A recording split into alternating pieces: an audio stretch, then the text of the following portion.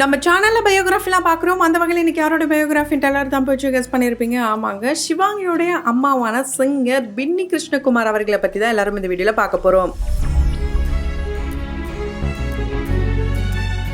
இவங்களை பற்றி பார்க்கறதுக்கு முன்னாடி இது வரைக்கும் யாரால நம்ம சினி சமூகம் சேனலை சப்ஸ்கிரைப் பண்ணலையோ அவங்க எல்லாரும் மறக்காம சப்ஸ்கிரைப் பண்ணிட்டு பக்கத்தில் இருக்க பெல் ஐக்கானையும் மறக்காம ப்ரெஸ் பண்ணிடுங்க. ஸோ நாளைக்கு யாரோட பயோகிராஃபி வேணும்னு நினைக்கிறீங்களோ அதையும் கமெண்ட் பாக்ஸில் மறக்காம கமெண்ட் பண்ணிடுங்க. குக் வித் கோமாளிக்கு இணையா இப்போ சன் டிவியில் டாப்பு குக்கு டூப்பு குக்கு அப்படின்ற ஒரு ஷோவை இன்ட்ரடியூஸ் பண்ணியிருக்காங்க. இதில் நமக்கு ரொம்பவே பரிச்சயமான நிறைய பிரபலங்கள் வந்திருக்காங்கன்னே சொல்லலாம். குறிப்பா நமக்கு ரொம்பவே பிடிச்ச கோமாளிகள் வந்திருக்காங்க. அது மட்டும் இல்லாமல் செஃப் பட் சார் இங்க ஜட்ஜாவும் இருக்காரு. இந்த வாரம் ரொம்ப சூப்பரா இருந்ததுன்னே சொல்லலாம். கண்டிப்பா இந்த வாரம் எல்லாரும் பார்த்திருப்பீங்க. இதுல பின்னி மேமும் இருக்காங்க. அது மட்டும் இல்லாம ஸ்பெஷல் கெஸ்டாவே வந்திருந்தாரு நம்ம வைகை புயல் அவர்களும். ஸோ நிறைய ஃபன் ஃபேக்டர் எல்லாத்தையுமே பார்த்து என்ஜாய் பண்ணிருப்பீங்க. அந்த வகையில டாப்பு குக்கு டூப்பு குக்கு உங்களுக்கு ரொம்ப பிடிச்சிருந்ததுன்னா அதையும் கமெண்ட் பாக்ஸ்ல கமெண்ட் பண்ணுங்க. பின்னி மேம நம்ம எல்லாருக்குமே ரொம்ப நல்லா தெரியும். சிவாங்கியோடைய அம்மா அப்படின்னு சொன்னா ரொம்ப நல்லாவே தெரியும். ஏன்னா அந்த அளவுக்கு சிவாங்கி ரொம்ப ஃபேமஸ் ஆயிட்டாங்க. அவங்க CWC விட்டு போகும்போது ரொம்ப வருத்தப்பட்டாங்க. ஃபைனலா அந்த ஜட்ஜும் போயிட்டாரு. அவங்க ஒரு எபிசோடு வந்திருந்தப்போ பின்னி மேமும் கோமாளியா வருவாங்கன்ட்டு நிறைய கமெண்ட்ஸ் எல்லாம் வந்தது. ஏன்னா அந்த அளவுக்கு ஒரு ஃபன்ஃபுல் நிறைஞ்ச ஒரு பர்சனாவே இருக்காங்க. ஒரு இன்னசென்ட்டான லேடி அப்படின்னு நிறைய பேர் கமெண்ட் பண்ணாங்க. அது மட்டும் இல்லாம ரொம்ப ஒரு பாசிட்டிவான வைப் கொண்டவங்க.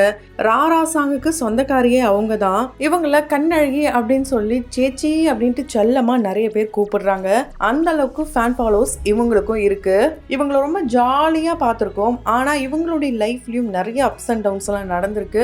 அண்ட் இவங்க யாரு, இவங்க எப்படி இந்த இண்டஸ்ட்ரிக்குள்ள வந்தாங்க, இதை பத்தின இன்ட்ரெஸ்டிங்கான விஷயங்கள் தொடர்ந்து இந்த வீடியோல பார்க்க போறோம். குறிப்பா இவங்களுடைய லவ் ஸ்டோரி ரொம்பவே இன்ட்ரெஸ்டிங்காவே இருக்கும். இவங்களோட இது பாத்தீங்கன்னா கிட்டத்தட்ட ஸ்கூல் லைஃப்ல இருந்தே லவ் ஸ்டார்ட் ஆயிடுச்சுன்னே சொல்லலாம். அதுவும் இவங்க ரெண்டு பேரும் பார்த்தாங்களா இல்லையான்னு தெரியாது.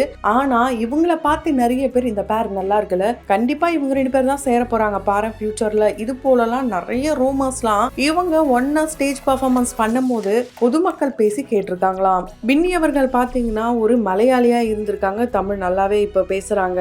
ஸோ ரொம்ப நல்லாவே குக் பண்ணுவேன் அப்படின்ட்டு அவங்க சொல்லியிருக்காங்க. அவங்களுடைய குக்கிங் ஸ்டைல நம்ம குக் வித் கோமாளி ஷோல பார்த்திருப்போம். அண்ட் சிவாங்கியும் நிறைய ஃபன்னான தோசை வீடியோலாம் கூட ஷேர் பண்ணியிருக்காங்க. இந்த மாதிரி ஒரு ஃபன்னான அம்மா நமக்கு கிடைக்கலையே அப்படின்ட்டு அந்த வீடியோ பாக்குறவங்களாம் கூட ஏங்க வச்சிருக்காங்க. இவங்களுடைய ஸ்கூலிங் எல்லாமே ஹாஸ்டல்ல தான் தங்கி படிச்சிருக்காங்க. படிக்கிற காலத்துல இருந்து இவங்க அவங்களுடைய கிளாஸ்மேட்ஸ்க்கே கிளாஸ் எடுத்தவங்களாம். குறிப்பா இவங்களுக்கு 15 வயசு இருக்கும் போதுல இருந்தே இவங்க நிறைய பேருக்கு கிளாஸ் எடுத்திருக்காங்களாம். நிறைய பேரு ஃபர்ஸ்ட் கிளாஸ்ல ரொம்பவே பாஸ் பண்ணி போக வச்சிருக்காங்களாம். இவங்க கூட பிறந்தவங்க இவங்களோட சேர்த்து மொத்தம் 5 பேருங்க. இவங்க அம்மா ஒரு சிங்கிள் பேரண்டா இருந்து லாஸ்ட் 3 பேருக்கும் இவங்க கல்யாணம் பண்ணி வச்சிருக்காங்க. இவங்களுக்கு 3 அக்கா ஒரு அண்ணா இருக்காங்க. 3 அக்காக்கு கிளாஸ் நடத்துறதுக்காக ஒரு குரு இவங்களுடைய வீட்டுக்கே வந்திருப்பாராம். சின்ன வயசுல இவங்க பாட்டுலாம் கத்துக்கணும், நம்ம ஒரு பெரிய சிங்கர் ஆகணும், இது போல எந்த ஆசையும் கிடையாதான். பாட்டே இவங்களுக்கு பிடிக்காதான். ஆனா கேள்வி ஞானத்து மூலமா தான் இவங்களுக்கு அந்த பாட்டு பாடுற திறனே வந்திருக்குன்ட்டு இவங்களே ஒரு இன்டர்வியூல சொல்லியிருக்காங்க. இவங்க அம்மா தான் இவங்களுடைய வீட்லயே சிங்க பெண்ணாங்க. இவங்க அம்மாக்கு இருக்கிற அந்த ஒரு ஸ்ட்ராங்னஸ் நமக்கும் கொஞ்சமாச்சு கிடைச்சா நல்லா இருக்குமே அப்படின்ட்டு அவங்க நிறைய நேரங்கள்ல ஏங்கி இருக்காங்களாம். அந்த அளவுக்கு இவங்களுக்கு பிறந்த பெண் பிள்ளைகளா இருந்தாலும் ஆண் மகனா இருந்தாலுமே எல்லாருக்குமே ஈக்குவலா ரைட்ஸ் கொடுத்து அவங்க எல்லாருக்குமே நல்ல முறையில கோலாகலமா திருமணம் நடந்ததாம். அந்த வகையில இவங்க 2 பேரும் லவ் பண்ணி மேரேஜ் பண்ணிக்கிட்டாங்க. அதாவது கிருஷ்ணகுமார் அவர்களும் பின்னி அவர்களும் லவ் பண்ணி தான் மேரேஜ் பண்ணிக்கிட்டாங்க. 2 பேருமே ஸ்டேஜ் பர்ஃபார்மர் அப்படின்றதுனால நிறைய கச்சேரிக்கெல்லாம் போயிருக்காங்க. அப்படியே கச்சேரிக்கு போகும்போது தான் 2 பேரும் மீட் பண்ணியிருக்காங்க.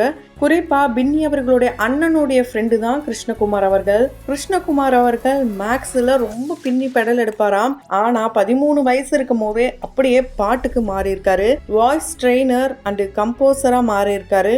இப்போ அதுலயே டாக்டரேட் பட்டம் கூட வாங்கிட்டாருங்க. ஆமா, PhDயும் முடிச்சிருக்காரு. இவங்க கிட்ட இப்போ நிறைய ஸ்டூடெண்ட்ஸ் எல்லாம் இருக்காங்க. ஆரம்ப காலகட்டத்துல இப்படிலாம் இல்லையா, ரொம்பவே சின்சியரா இவங்க ஒர்க் பண்ணாலும் வாய்ப்புகள்லாம் கிடைக்கவே கிடைக்காதாம். 5 மணிக்கெல்லாம் எழுந்து சாதகம்லாம் பண்ணுவாங்களாம். அந்த ஹாஸ்டலே அதிருமாம். நிறைய கம்ப்ளைண்ட்ஸ்லாம் வருமாம். இருந்தாலும் எதை பத்தியும் கேர் பண்ண மாட்டாங்களாம் பின்னி அவர்கள். 25 வருஷத்துக்கு முன்னாடி தான் இவங்க 2 பேருக்கும் காதல் திருமணம் ஆச்சாம். திருமணம் ஆனதுக்கு அப்புறம் தான் சென்னைக்கு வந்திருக்காங்க. சென்னைக்கு வந்த இவங்களுக்கு வாமா பாடிட்டு போமா இப்படிலாம் யாரும் கூப்பிடலையாம். நிறைய வாய்ப்புகள் கிடைக்குமாம். ஆனா கடைசியா இல்ல இவங்க பாட வச்சுட்டோம் அவங்க பாட வச்சுட்டோம் அப்படின்ட்டு ரெக்கார்டிங் வரைக்கெல்லாம் வந்து அனுப்பிச்ச கதைலாம் கூட இருக்காம். ஆட்டோ ஏறி தான் போன காலங்கள்லாம் இவங்களுடைய வாழ்க்கை தொடங்கியிருக்காம் சென்னையில. குறிப்பா இவங்களுடைய வாழ்க்கையே புரட்டி போட்ட ஒரு சம்பவம்னா, சிவாங்கி 6 மாசம் கை குழந்தையா இருக்கும் போது ஒரு ஆக்சிடென்ட் ஒன்று நடந்திருக்கு. அப்போ அவங்களுடைய அம்மாக்கு குரல் வளமும் போயிருக்கு. கிட்டத்தட்ட 6 மாசம் பெட் ரெஸ்ட்ல இருந்தாங்களாம். அதுக்கப்புறம் 5 மாசத்துக்கு அப்புறம் தான் வித்யாசாகர் அவர்கள் தான் இவங்களுக்கு முதல்ல வாய்ப்பு கொடுத்தாராம் சந்திரமுகி படத்துல. அதுல தான் ராரா சாங்க பாடி வேர்ல்டு வைடாவே ஃபேமஸ் ஆயிட்டாங்க. ஆனா அந்த பாட்டை சூப்பர் சிங்கர்ல சிவாங்கியே வந்து பாடினதுக்கு அப்புறம் தான் அவங்க அம்மா பாடின பாட்டுன்ட்டு நிறைய பேருக்கு தெரிய வந்தது. ஸோ சிவாங்கி இவங்க மேரேஜ் ஆகி அடுத்த இயரே பிறந்துட்டாங்க. குறை பிரசவத்துல தான் பிறந்தாங்களாம். ப்ரீ மெச்சூர் பேபி தானா, 7.5 மாசத்துலயே அவங்க பிறந்துட்டாங்களாம். பிறந்த கொஞ்ச நேரத்திலேயே அந்த ஹாஸ்பிட்டலே அதிர விட்டாங்களாம் சிவாங்கி. ஏன்னா அந்த அளவுக்கு கத்துனாங்களாம். எப்பவுமே ஹை பிச்சு தாங்க, அது பொருந்ததுல இருந்தே அவங்க கூடவே இருக்காம். அதனாலதான் பாட்டு கூட ரொம்ப ஈஸியா ஹை பிச்சுல வருதாம். அவங்களுக்கும் கேள்வி ஞானத்து மூலமா தான் வந்திருக்கே பாடல். வீட்டுல பேசணும் அப்படின்னா கூட ஹை பிச்சுல தான் பேசுவாங்களாம். அதுக்கு ஒரு ஃபன்னியான எக்ஸாம்பிள் கூட சொல்லியிருப்பாங்க பின்னி சேச்சி. என்ன சொல்லியிருப்பாங்கன்னா, அவ யார்கிட்டயா போன்ல ரகசியம் சொல்றா அப்படின்னா அது எங்க ஏரியாக்கே கேட்கிற அளவுக்கு தான் சொல்லுவா. அந்த அளவுக்கு ரகசியம் கூட அவளுக்கு சொல்ல தெரியாது, மறைச்சு வைக்க தெரியாது அப்படின்ற மாதிரியான விஷயங்கள்லாம் சொல்லியிருப்பாங்க. அதே மாதிரி சிவாங்கி அவளுக்கு ஏதாவது ஒரு கஷ்டம் அப்படின்னா கண்டிப்பா நெகட்டிவ் கமெண்ட்ஸ் எல்லாம் வந்தப்போ அதை வெளியெல்லாம் சொல்ல மாட்டாங்களாம். ரொம்பவே பாத்ரூம்ல போய் 2 மணி நேரம் 3 மணி நேரம் அழுதுட்டு 2 நாளைக்கு அப்புறம் வீட்டுல நான் இப்படிலாம் அழுதும் தெரியுமா அப்படின்னு சொல்லுவாங்களாம். பின்னி அவர்களை பார்க்கும்போது எப்பவுமே ரொம்பவே பிளசண்டா இருப்பாங்க. அதுக்கு காரணம் அவங்க சின்ன வயசுல இருந்து அவங்க அம்மா சொல்லி கொடுத்தது தானாங்க. நம்மள மதிச்சு வரவங்களை நம்ம ரொம்ப அழகா ரிசீவ் பண்ணணும், அதுக்கு நம்ம ரொம்ப நல்லா நம்மள ட்ரெஸ் பண்ணிக்கணும் அப்படின்லாம் சொல்லுவாங்களாம். அதே மாதிரி சின்ன குழந்தையா இருக்கும் போதுல இருந்து கண்மையோட தான் இவங்க வளர்ந்தாங்களாம். இவங்களுடைய ஜிமிக்கி கலெக்ஷன்ஸ் எல்லாம் பாத்தீங்கன்னா அந்த அளவுக்கு ரொம்ப அழகா இருக்கும். பார்க்க ரொம்பவே ரிச் கேர்ள் மாதிரி இருப்பாங்க. ஆனா ரொம்ப செலவுலாம் பண்ண மாட்டாங்களாம். ரொம்ப சீப்பஸ்ட் பொருள் தான் வாங்குவாங்களாம். பட்டு சாரிலாம் அதிகமா இல்லையாம். ரொம்ப வந்து காஸ்ட்லியான புடவைலாம் வாங்க மாட்டாங்களாம். தங்க நகையெல்லாம் மேக்சிமம் வாங்க மாட்டாங்களாம். ஒரு 2000 ரூபாய் இருக்குன்னா அந்த 2000 ரூபாய்க்கும் இவங்க இமிட்டேஷன் ஜுவல்லரி தான் வாங்குவாங்களாம். மாறி மாறி நம்ம அந்த நகையை போட்டுக்கலாம். இதுவே தங்க நகைனா ஒரே ஒரு இடத்துக்கு தான் போட முடியும், அதனால நான் வாங்க மாட்டேன், அதுலலாம் எனக்கு இன்ட்ரெஸ்ட் இல்லை அப்படின்னு இவங்க சொல்லியிருக்காங்க. இவங்களுக்கு 2 வருஷத்துக்கு அப்புறமா, அதாவது சிவாங்கி பிறந்து 2 வருஷத்துல விநாயக் அப்படின்ற ஒரு மகனும் பிறக்கிறாரு. சிவாங்கியோட விநாயக் ரொம்ப நல்லா படிப்பாராம். அதை பார்த்து பொறாமப்பட்டிருக்காங்களாம் சிவாங்கி எல்லாத்துக்குமே ரொம்பவே சிரிச்சுக்கிட்டே ஆன்சர் பண்ணுவாங்க. அதுக்கு காரணம் இவங்க தான் யாரு மேலே வெறுப்ப காட்டக்கூடாதுன்னு சொல்லி வளர்த்திருக்காங்களாம். அதே மாதிரி யாரையும் ஜட்ஜ் பண்ணக்கூடாது, அவங்க கிட்ட நம்ம வந்து நல்லபடியா பழகணும்னு சொல்லி கொடுத்துருக்காங்களாம். இவங்க ஃபேமிலி கான்செப்டே என்னன்னா லெஸ் ஜட்ஜ் மோர் லவ் அப்படின்னு தான் சொல்லி கொடுத்துருக்காங்களாம். சின்ன வயசுல நல்லா அடிச்சுட்டாங்களாம் ஒரு விஷயத்துக்காக சிவாங்கிய. அதை நினைச்சு இப்ப வரைக்கும் அவங்க ரொம்ப வருத்தப்படுறாங்கன்னா பாருங்களேன். அதே மாதிரி பிளேபேக் சிங்கரா இருக்கும் போது நிறைய வாய்ப்புகள்லாம் வராத சமயத்துல கூட சிவாங்கி கை குழந்தையா இருக்கும் போது தூக்கிக்கிட்டு அந்த ரெக்கார்டிங் தியேட்டர் வெளியே அவங்க அப்பா இருப்பாராம். இவங்க ரொம்ப அழுவாங்களாம். பாட முடியாம கூட அந்த குழந்தைக்கு ஃபீட் பண்ணணும்னு வெளியே வந்த கதையெல்லாம் கூட இருக்காம். சோ ராரா பாட்டு மட்டும்தான் பின்னி அவர்கள் பாடியிருக்காங்க சினிமால அப்படின்ட்டு நிறைய பேர் நினைச்சிருப்பீங்க. ஆனா அந்நியன் படத்துல திருவையாறு அந்த ட்ரிப்பு போவாங்க. அப்போ மானச சஞ்சரணை அப்படின்ட்டு அந்த கேங்கே சேர்ந்து சூப்பரா பாடுவாங்க. அந்த பாடலை இவங்களும் பாடியிருக்காங்க.